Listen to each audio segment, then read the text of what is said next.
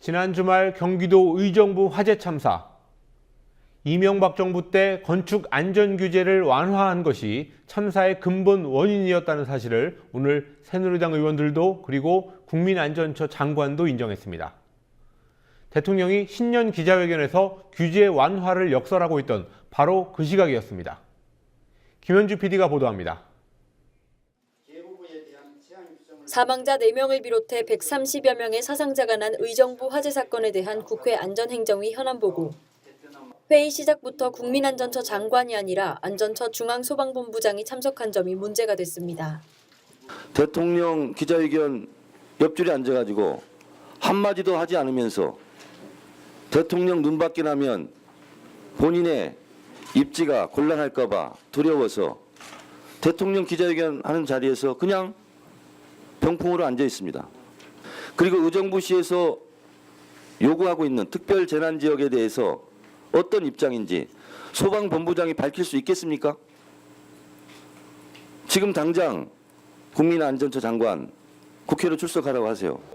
여야 의원들은 이명박 정부 당시 도시형 생활주택을 공급하기 위해 안전규제를 완화했던 것이 문제가 됐다고 지적했습니다. 내가 뒤져보니까 2009년 이명박 정부가 안전규제를 풀면서 내놓은 전월세 대책 도시형 생활주택 건축 장려 사업이 시행된 지 지금 5년이 됐는데 대폭 완화된 안전장치 때문에 어떤 결과로 돌아오는지 확실하게 보여준 사례다, 이렇게 말하는 사람들이 있습니다.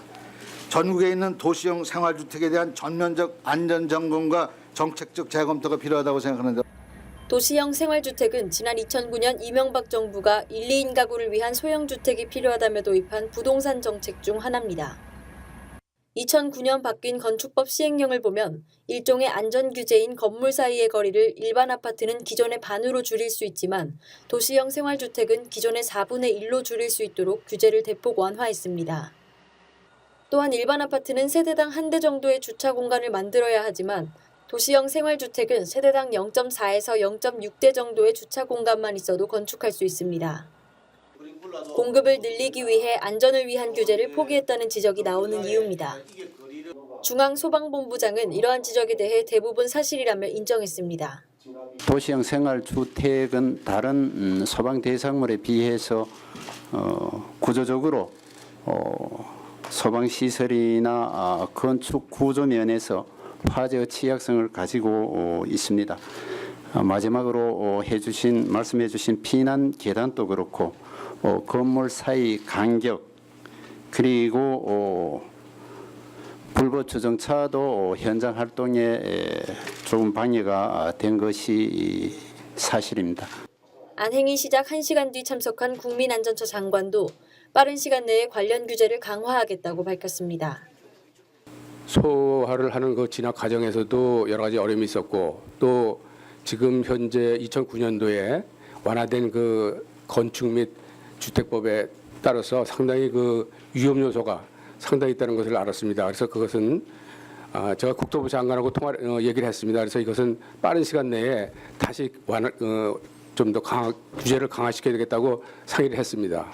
국토교통부에 따르면 도시형 생활주택은 지난해 11월을 기준으로 서울에 9만 가구, 전국적으로는 33만 가구입니다.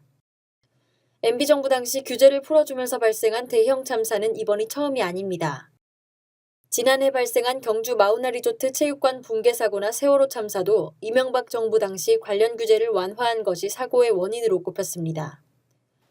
문희상 새정치민주연합 비상대책위원장은 이번 사고는 잘못된 규제 완화가 어떤 결과로 돌아오는지 보여주는 제2의 세월호 참사라고 말했습니다. 국민TV 뉴스 김현주입니다.